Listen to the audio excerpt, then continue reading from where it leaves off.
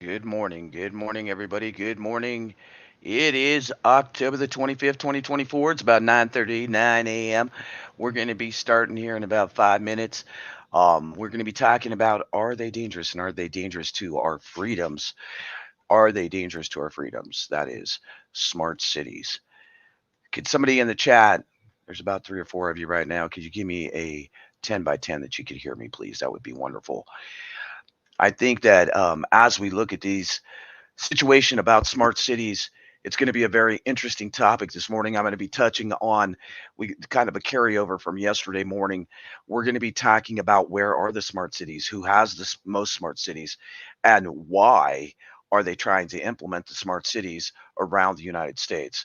So I think that that's one really, really important thing. I'll be back after one song. We're going to let people roll in. I'm a few minutes early.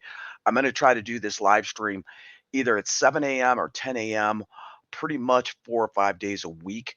We're going to be touching on special topics, not on just the norm. This is what's happening, right? And everybody can find the local news. Just turn on CNN, go down the foxhole, go down to one of those news channels, and you'll see the lies, misconceptions, and deceptions. That's easy, easy, easy to find out. Just turn on the tell a lie television, and then you'll have your lies for the day. But we're going to be talking about different subjects. Just about like a couple years ago, I did a special report on the gold rush. A lot of the old news broadcasts that we did 2, 3 years ago are happening right now in 2024, which is really interesting. I think that the big thing with these smart cities, just a little preview, and I'm going to do one song and come right back, is that these smart cities give governments around the world, not just here in the United States, but around the world, total control over everything. Well, they can kiss my American ass on that one. I don't know about y'all, but I like my freedom. I like to be able to go more than 15 minutes away from my home. I like to travel overseas. I enjoy that.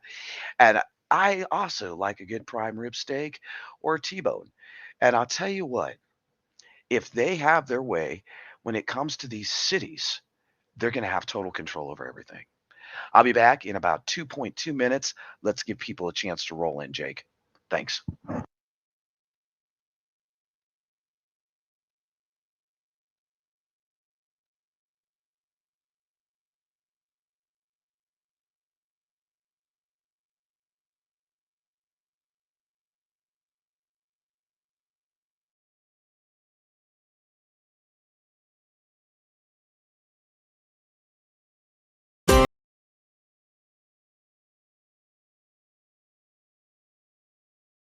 All righty, folks, we're going to go down the rabbit hole. We're going to go down the rabbit hole. But you know what? No matter what happens, I've always been proud to be an American. I always will be proud to be an American.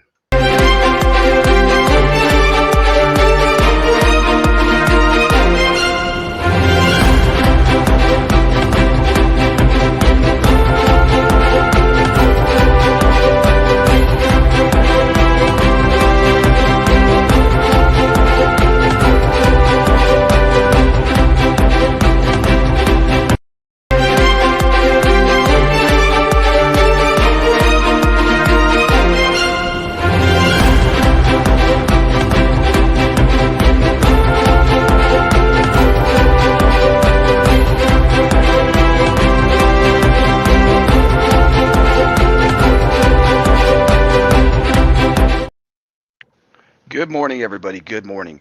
We are going down the rabbit hole. We're going down the rabbit hole. I'm hoping that if you're a channel creator, you could share out the news broadcasts, get more people coming back.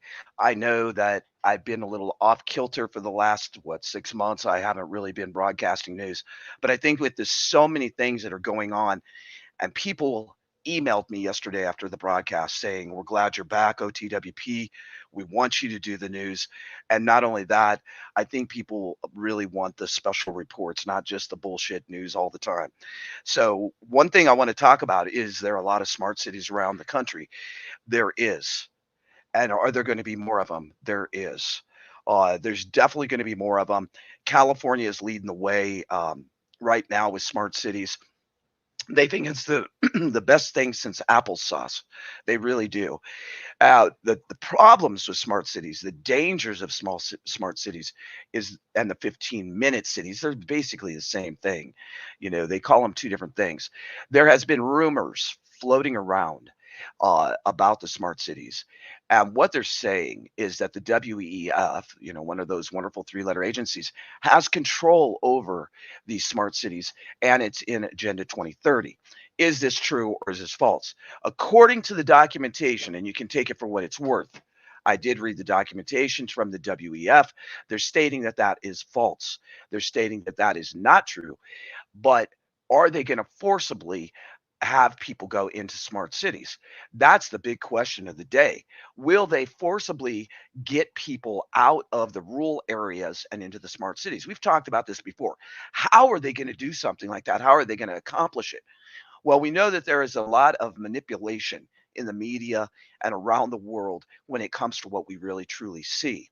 The thing is I want to talk about where is the biggest place that you could imagine that smart cities are just accepted. They think it's the best thing ever. The best thing ever. That's right. The most surveillance city in the world is Singapore. Singapore. So that's really interesting. And we could take Singapore as an example and see what's happening there. The thing is the smart cities, why is everybody so concerned that they're a danger? Well, Denver is also involved in smart city uh, technology. They are leading the way as well as in California. I think that when it comes to smart city dangers, the big thing is security. The primary thing is cyber attacks. It makes the smart city very vulnerable and the people that are living in a smart city vulnerable to cyber attacks. There's thousands of these interconnected devices that hackers will definitely target. Hackers could gain access to the network. They could disable the whole critical system, such as police dispatch, water sanitation, electrical grid. All of those things would be at risk. And then the huge thing for the people that live in smart cities is the data compromise. It's if the key data is compromised, it can lead to attacks on the smart city services and infrastructure. And then also the log files and the binary extension files. There would be device hijacking. And these are all the concerns that people have brought up in the local, state, and federal governments that are trying to fight it. But is it working? I really don't believe so. When we see all the different smart technology and the smart cities that continue to pop up around the country. As I stated, one of the big ones is in California. San Francisco, Los Angeles, and San Diego are definitely implementing the smart city technology. The other thing is the denial of service attacks. Malicious users can intentionally cause a smart contract to consume more resources than intended or make it unresponsive.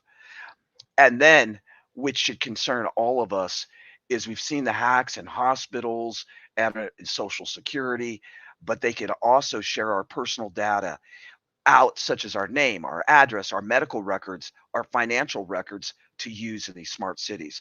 So there's a lot of risk when it comes down to the smart cities. I'm going to go off of a list here too and tell you a bunch of different places in the United States that these smart cities are popping up. Good morning, copycat. I think the biggest thing and the primary cybersecurity risk that smart cities are going to be facing is the man in the middle attack. So if you're the man in the middle, you could actually persuade or manipulate a smart city to use your contract more. Data theft, device hijacking, denial of services, which is called DDoS. So they already have this in place for a DDoS in smart cities. You and I spoke about this yesterday, is that they actually did a test run in Colorado.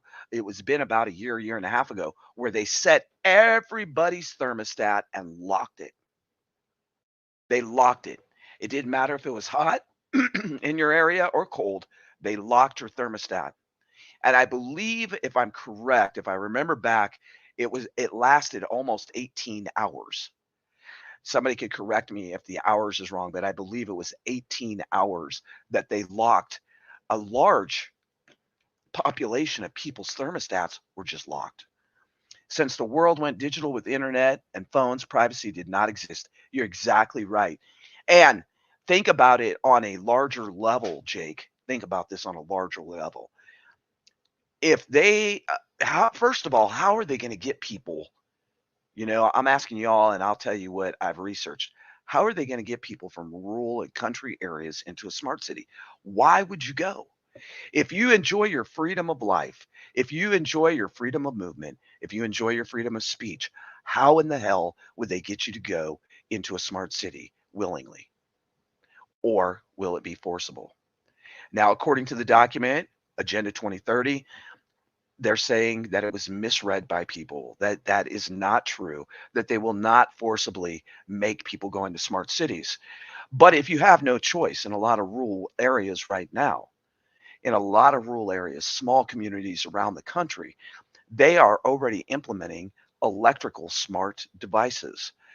By them doing that alone, just that one fracture of a whole smart city, just that one little segment, they can control what you use and what you consume. And when you look at the different agendas, when it really boils down to it, it's all about control. Control of your carbon footprint, control of how much meat you eat, control of what you consume, control of what resources you have. Would this become a smart city, or would it become an imprisonment of your and mine family? I mean, truthfully, would it become that radical? But the DDoS is huge. So distributed denial of services, and they already have this in place. Then they have PDoS, which is the permanent denial of services. So if you, boys and girls, or if I speak out against the United States government or any government around the world, they don't like what they say, bada boom, bada bang, they take you down and they give you a PDoS, which is permanent denial of services, which means maybe you won't have cell phone access. Maybe you won't have computer or internet access, or maybe you won't have electrical or water. So that is right there, that shows how much control they could have over a population. The other thing is IDB program to enhance cybersecurity in your smart city. So they're already concerned that about the hacking.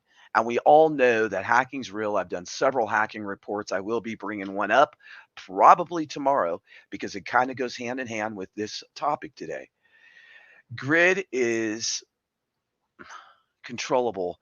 They can turn off areas with others on. Cities can be left in the dark. And that's what we talked about yesterday, Jake, is it would be like an island syndrome. So if they wanted to, they could isolate that city. For example, that I gave yesterday, everybody in the city is old school and they decide to have a party or they decide to have a barbecue or they decide to cook steaks. And that's not acceptable. That because your carbon footprint is going to be heavier. They could actually do the island syndrome and turn off that actual segment, that actual island. They would have total full control. I think that the cybersecurity risks are the biggest things.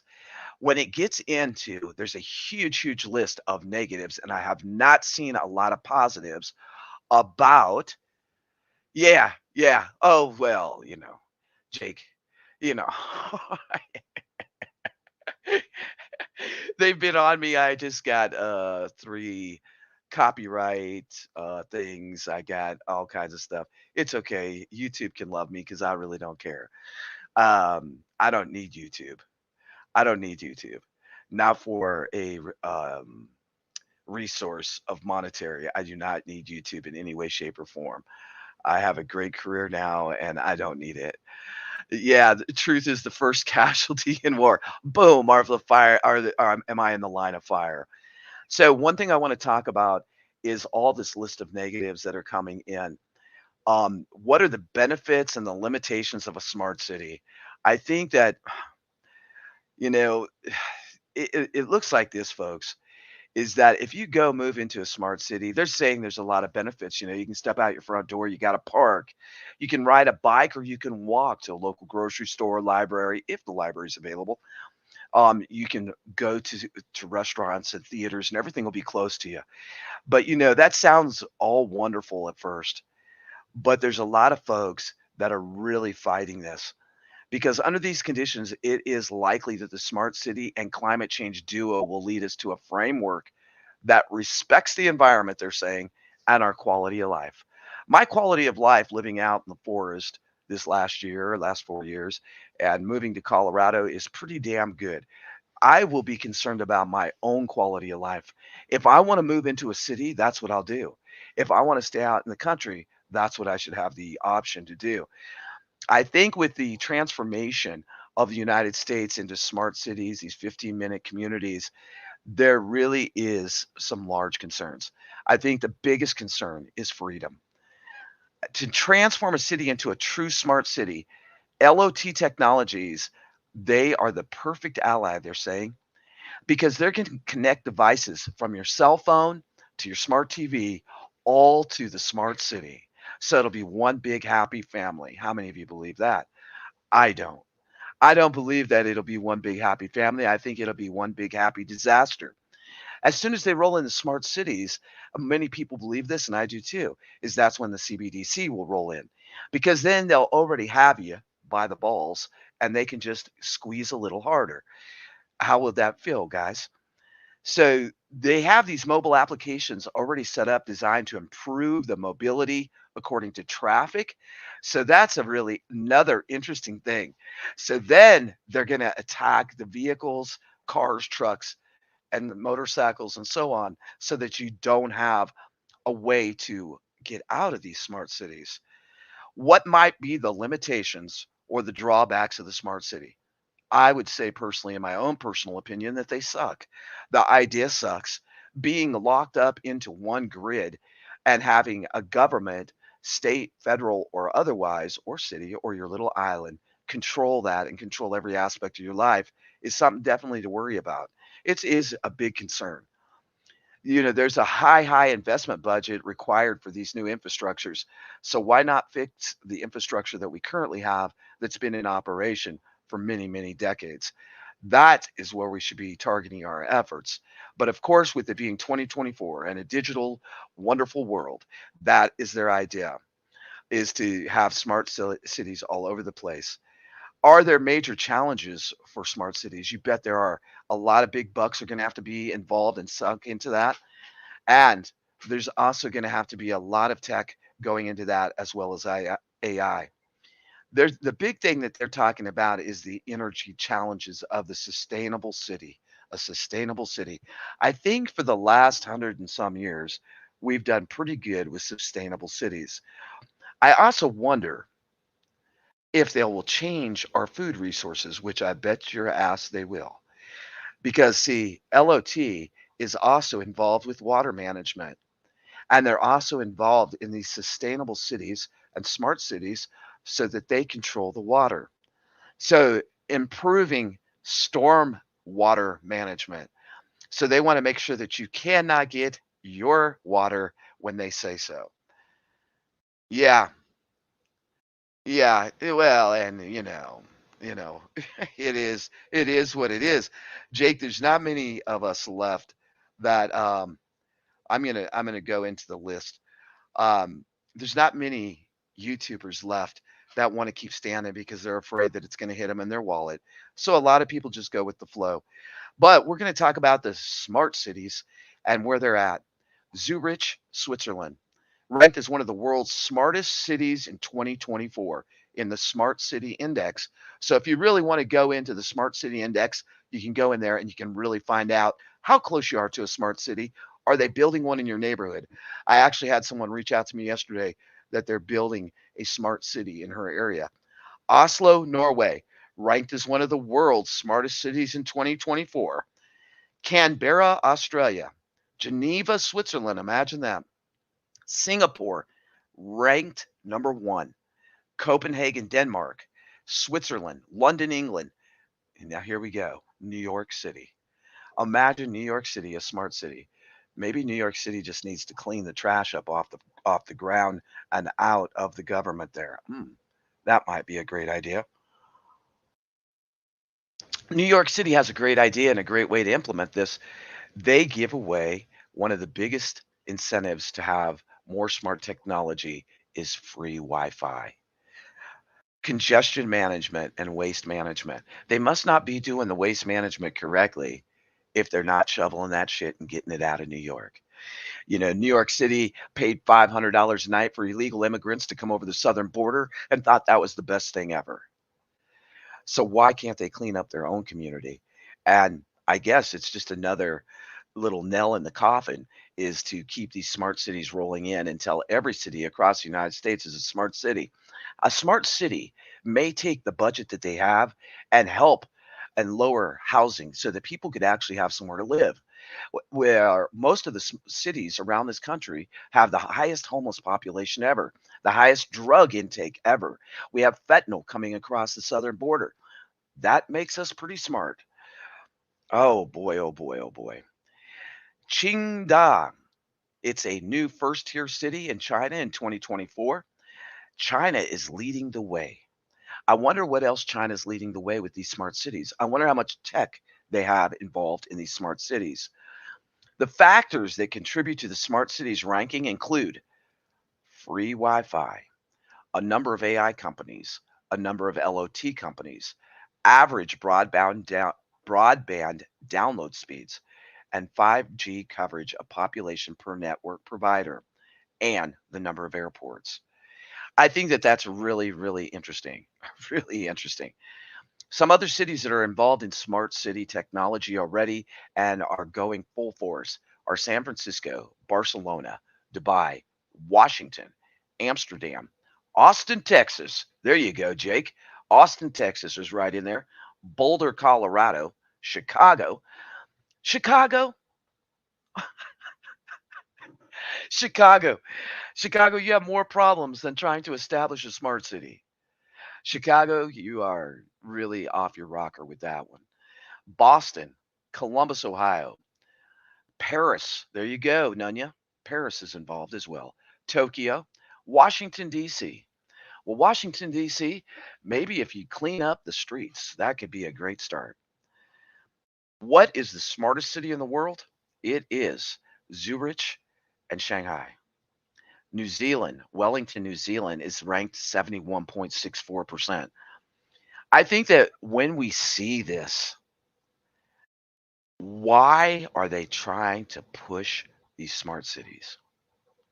In my personal take, I really, really believe that it's for total control. It's to wipe away the little bit of the Constitution and the Bill of Rights that we have left. Will we see something different? I don't think that anyone can stop the technology that's coming in from smart cities. I think that it's so financially involved. I think that many, many people are raking in the big bucks to find the technology to put into these smart cities. They're clearing away land masses, small communities and suburbs that they feel should be turned into a 15-minute city. I'm wondering when we'll actually see the first 15-minute city completely implemented with the geofence and everything. I mean,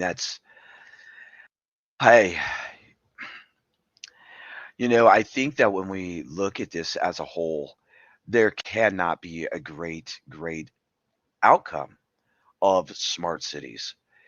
And as I touched on about the risk of smart cities, the real threat is here and it's alive in the United States. When we think about the device hijacking alone, when they can gain access to basically everything and anything, and we have people that are multimillionaires and billionaires being involved in this industry, that should be our red flag, our big red flag that the United States is in major trouble. We have Billy Boy, who has came up with the water recycling system, so that you can swallow your feces and your urine because there's not enough water. Smart cities are going to be relying on personalized infrastructures and interactions between people and devices, which is going to definitely lead to a privacy breach. There's no way our country is not equipped now to stay ahead of privacy breaches. So when we add in more and more AI to our daily lives, all we're doing is giving away freedom. We're giving away freedom. The smart cities, The communication networks are gonna be huge because they'll be centralized and you'll have sensors, and so there is another hacking opportunity. And I think one of the biggest things that me I'm definitely concerned about is the surveillance issue because hackers can already access smart home cameras such as baby monitors, surveillance systems. They can turn them on and off. We also know about the smart TV technology where you can actually cover up your mic, cover up your camera, and they can access that. I don't know if it was last year or the year before, but we watched when a guy remotely turned on the smart camera even though you thought it was off. Don't do the hokey pokey in your bedroom and think that you're alone if you have smart technology in your room, including your phones. Like, seriously. And when you think about just a day-to-day risk of our privacy, to me, that is huge. It's huge. It is definitely huge. And there's gonna be this complex ecosystem connected to a smart city. And it's gonna involve multiple stakeholders and technology. And when you think about that alone, then it becomes this private industry. And people are going to learn how to put a bug in the system so that when they need more equity, they need more income coming into their companies, they will manipulate what is happening so that they can do that. There's no way that we will be able to go under the radar any longer. The risk of a smart city are really, really huge. And that's the big thing that I wanted to bring up, the security issues. And the biggest two potential problems that they're talking about everywhere right now, and they've been talking about it for the last 5 to 6 years, is the privacy concerns and the security issues. We're also gonna see challenges with legislation because there is still a few good people that are holding on to that we should not change it. But is it really for the betterment of people? Is it really something that we all want? A lot of people are going with the flow. A lot of people believe that it could possibly be the best thing ever because we know that pollution has been out of control. I remember many, many years ago when I lived in Los Angeles and you could see that brown cloud across the valley. But can't there or isn't there a way that we can change some of these things to be better? They're positive. The things that they're saying that they're feeding the public with is a higher quality of life for citizens, more responsive city services. And we've seen that over the last since 2019, really, where 911 is not able to respond, that you have to be your own EMT. You may have to be your own firefighter.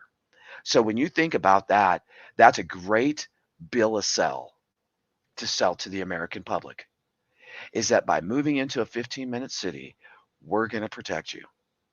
The day that the American people fall for, I'm going to protect you because the government here is to rescue you, is bullshit. Reduce traffic congestion. Well, you won't have a car. So why would you have to worry about traffic? They will seize and manipulate car usage just like they can now with OnStar or any of those advanced technologies where they can turn your car off. Even the car lots now have that technology, and we all know this. If you buy a car and you don't want to pay your payment, they're going to turn that baby off and it's going to be locked up until they come get it. The other thing that they're trying to sell is lower energy consumption and more efficient energy delivery. Well, of course, because they're going to lock your thermostat. So it's 30 degrees. You're freezing your ass off. You have a baby or an elder with medical conditions, and it will be at the fingertips of some bozo to push the button and say, hey, today you're set at 50. That's all you're getting because you've overused throughout the summer and the springtime, whatever it may be. It will give them a way to control it. The other thing that they feel that smart cities could do for the population of the United States is that we would have a smaller carbon footprint. Well, they did get rid of a lot of chickens and they got rid of a lot of trout, geese, birds. Oh, because of a flu. A flu that's been around for decades. A flu that there was people that came forward and said one bird was sick out of 10,000 and they wiped me out. That's where it comes into the smart agriculture that we spoke about yesterday. See, everything's becoming smart, or are we becoming a dumbed down, stupid population that believes that that is for the better of us? They're going to also say that there'll be safer streets, highways, and less crime. Improved public safety. These are the things they're saying will be for the betterment of people. I think public safety would maybe start at Big Farm, at that big pharmaceutical plant that sits on the hill, maybe over in DC. Maybe then we could have improved public safety. Maybe we could actually have a little faith in the people that are representing the Americans. I don't know if that's possible anymore. And what are the criticisms of smart cities? There's a whole lot. There's a whole big list. The cons of these growth cities, these smart cities, one of the biggest thing is that it's going to decrease property values. It's going to decrease the availability of affordable housing. But we've already seen that. Affordable housing is out the window. Houses here in Colorado that used to sell for maybe $100,000 are now selling for 3, 4, 500,000. Smart growth can disrupt existing communities. I'm sure it can. And smart growth may increase sprawl instead of decreasing it. The biggest fear that most people have when it comes to smart cities is that their privacy is being invaded by devices that are being used under smart city rubrics. In addition, they're fearful about how the government might use any data that it collects to turn it around on citizens that won't comply to big government, but also corporations who might be selling that data. So there is a lot of issues with smart cities. And not only that, there's a lot of concerns coming from people all around the world. I think invasion of privacy has been here for a long time, and I think it's going to continue. I hope that these news broadcasts bring back people into the show and into the channel. I always enjoyed them. I just really needed a long break, and the break's over. We got work to do here in the United States, and we definitely have prepping to do. Without prepping, if there's a financial disaster or if there is a weather catastrophe, which we've seen quite a few of those, without prepping and being ready, you're probably going to get caught in the shit show. That's for sure. Yeah, I agree with you, Josh, man. I really agree with you. I'm back in a smaller community, but I see the change even in rural America. Many years ago, I thought, oh, if I move back to rural America from Dallas, Texas, I thought, oh, it's going to be a lot different. It's going to be a lot safer. It's going to be a lot happier. But folks, it's not. No matter how far you run, pay them taxes. Make sure you do it. It's your choice. I'll try to be bringing back more of these reports. I'm going to do some in the morning and some in the evening. I'll try to line them up here for November so that you actually know what time they're going to come on. But I would say somewhere between 8 and 10 in the morning. And then in the evening, we'll probably between 6 and 8. I really have missed the live streaming. I've been keeping up on the news and the rat race and the bullshit that's going on with the election. But I really think that it's time for some of us to step forward and not care if they slam us, if they take us down, or if they don't want to hear us. The biggest thing you can do for me today is hit the thumbs up, share it out on your community page, let the world know that we are still here and we're still prepping and we're not backing down because we're truth seekers. And we're going to continue to look deeper into articles. The revolution began from the 2% T tax and minimal laws from the king.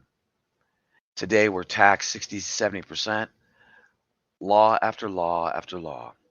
But there's a lot of things that people don't realize, Nanya. There's a lot of things people don't realize. See, we willingly do things because we think that's what we have to do. It's called programming. And when you get a mass population and you program them that that's the right thing to do for the betterment of the community, for the betterment of your state, then you have that sheep mentality and it's just one person, one generation follows another. Is it right? If you look back even at the Social Security, right? If you look back at Social Security right now is exactly what you're saying, Jake. It is not the way it was set up. It's being misused, mishandled, and really they shouldn't have had access to it in the first place. That was supposed to be set up on an individual basis. Now, you can't get a job, huh? If you don't have a social security number. You can't do this if you don't have a social security number.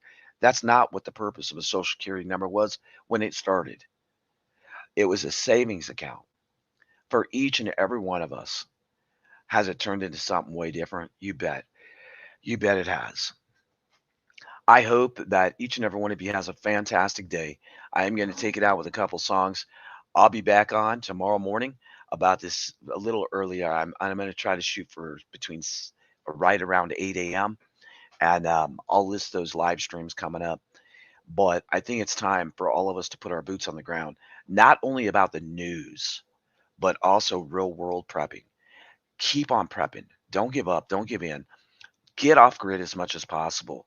Even moving here in town, I still have solar lights. I have water purification. I have food stocked. I have MRE stocked.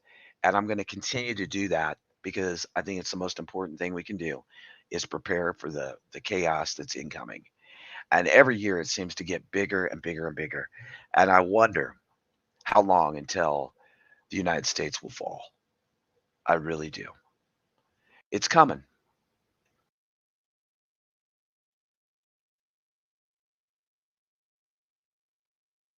Wow. I'll post some night live streams and we'll get together then, Josh. Let's let it rip. Everyone have a great day. God bless you from here in Colorado to wherever you're at. I hope that you keep standing. I hope that you keep prepping. And I hope that you realize that our freedoms are getting stripped away day by day by day. And the most important thing you can do is not be a watcher, but actually be a doer. Keep on doing the things that are important. And remember always to go with the flow. Implement the gray man theory, learn the gray man theory, and know that no matter what, we ain't got nothing to worry about. We just need to go with the flow wherever that flow may take us. Each one of us, our prepping journey is in, we're all at different levels in our prepping journey. Prepping is a way of life. It's not just something that you do today and not do tomorrow. I hope that this broadcast comes to a lot of people. I hope that many more people come back to the channel. And I look forward to seeing you all tomorrow morning. God bless from here in Colorado to wherever you're at. This is OTWP signing out. And remember, go with the flow.